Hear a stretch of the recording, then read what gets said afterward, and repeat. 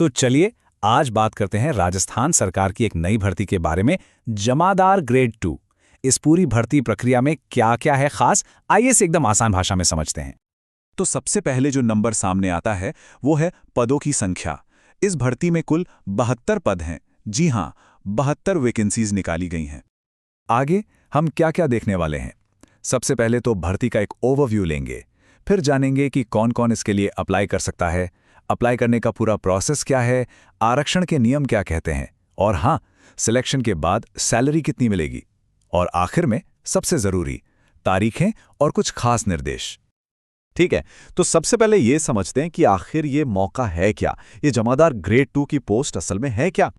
ये जो भर्ती है ये राजस्थान के आबकारी विभाग यानी एक्साइज डिपार्टमेंट में जमादार ग्रेड 2 के पद के लिए है, और इस भर्ती को कंडक्ट करवा रहा है राजस्थान कर्मचारी चयन बोर्ड। चलिए अब आते हैं सबसे ज़रूरी सवाल पर कि क्या कोई भी इसके लिए अप्लाई कर सकता है, क्या योग्यताएं चाहिए होंगी। तो देखिए, क्वालिफिकेशन की बात करें तो कुछ चीज़ें बहुत क्लियर हैं। सबसे पहले तो किसी भी मान्यता प्राप्त बोर्ड से 12वीं पास होना ज़रूरी है। इसके साथ साथ एक कंप्यूटर क्वालिफिकेशन भी चाहिए। अब इसमें कई ऑप्शन हैं, जैसे RSCIT, कोपा, ओ लेवल या फिर कंप्यूटर में कोई डिप्लोमा या डिग्री। साथ ही हिंदी की जानकारी और राजस्थानी कल्चर का ज्ञान भी ज़रूरी है। और हाँ, सबसे बड़ी बात, CET सीनियर सेकेंडरी 2024 क्वालिफाई किया होना चाहिए। उम्र की बात करें तो कम से कम 18 साल और ज़्यादा से ज़्यादा 40 साल, और ये उम्र 1 जनवरी 2026 के हिसाब से कैलकुलेट की जाएगी। हाँ, जो रिजर्व कैटेगरीज हैं उन्हें नियमों के हिसाब से उम्र में छूट भी मिलेगी। अच्छा, इस पोस्ट के लिए कुछ फिजिकल स्टैंडर्ड्स भी तय किए गए हैं। जैसा कि यहाँ दिख रहा है, पुरुषों और महिलाओं के लिए हाइट, चेस्ट और वजन के मानक अलग अलग हैं, और ये जनरल एरिया और TSP या शहरिया क्षेत्र के लिए भी अलग अलग रखे गए हैं। रिटन एग्जाम के बाद एक और पड़ाव है, फिजिकल एफिशिएंसी टेस्ट। ये सिर्फ क्वालिफाई करना है। इसमें पुरुषों को 60 मिनट में 10 किलोमीटर की दौड़ लगानी होगी, तो वहीं महिलाओं को 35 मिनट में 5 किलोमीटर। बाकी कैटेगरीज के लिए भी समय सीमा दी गई है। तो मान लीजिए कोई एलिजिबल है।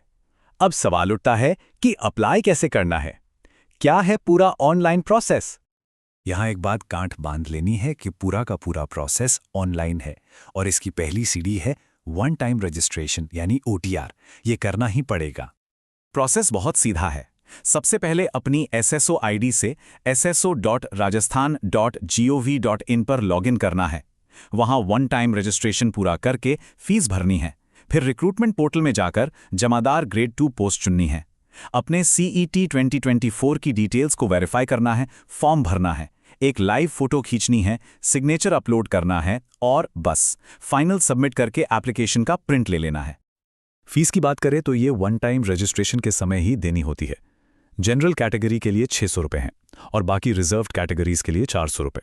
और सबसे अच्छी बात यह है कि अगर किसी ने पहले ही OTR कर रखा है और फीस भर दी है तो उन्हें दोबारा फीस नहीं देनी होगी। अच्छा, अब जरा ये समझ लेते हैं कि जो 72 पद हैं उनका बंटवारा कैसे किया गया है, मतलब आरक्षण के नियम क्या हैं। तो कुल 72 पदों में से ज्यादातर यानी 64 पद गैर अनुसूचित क्षेत्र के लिए हैं, और बाकी 8 पद अनुसूचित क्षेत्र के लिए रिजर्व रखे गए हैं। यहाँ एक बहुत ही ज़रूरी बात है जिसका ध्यान रखना है। चूंकि ये जॉब फिजिकली डिमांडिंग है, इसलिए इस भर्ती में दिव्यांगजनों के लिए कोई आरक्षण नहीं है। और जो लोग राजस्थान के बाहर से अप्लाई कर रहे हैं उनके लिए एक ज़रूरी नियम है, उन्हें जनरल यानी अनरिजर्व्ड कैटेगरी में ही माना जाएगा, चाहे वो अपने राज्य में किसी भी कैटेगरी में आते हों। ठीक है, एप्लीकेशन फॉर्म भर दिया, उसके बाद क्या, सिलेक्शन कैसे होगा और सैलरी क्या मिलेगी, आइए देखते हैं। तो सिलेक्शन का रास्ता 2 स्टेज से होकर गुजरता है। पहले एक रिटन एग्जाम होगा। जो लोग इसे क्लियर करेंगे उन्हें फिर फिजिकल एफिशिएंसी टेस्ट यानी PET देना होगा। जो उम्मीदवार फाइनली सेलेक्ट हो जाएंगे उनकी नियुक्ति पे मैट्रिक्स लेवल 5 के हिसाब से होगी। शुरुआत में 2 साल का प्रोबेशन पीरियड रहेगा, जिसमें एक फिक्स्ड सैलरी मिलेगी। अब हम आ गए हैं सबसे ज़रूरी हिस्से पर। कौन सी तारीखें हैं जिन्हें भूलना नहीं है और किन बातों का खास ख्याल रखना है। तो तारीखें नोट कर लीजिए।